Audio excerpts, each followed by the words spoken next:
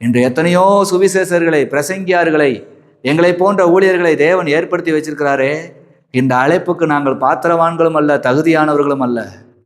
ஆனால் அழைத்து எங்களை தகுதிப்படுத்தினவர், பாத்திரவான்களாய் மாற்றினவர், பேசக்கூடிய எல்லாவித ஞானத்தையும் அவரே கொடுத்து கொண்டு இருக்கிறவர்.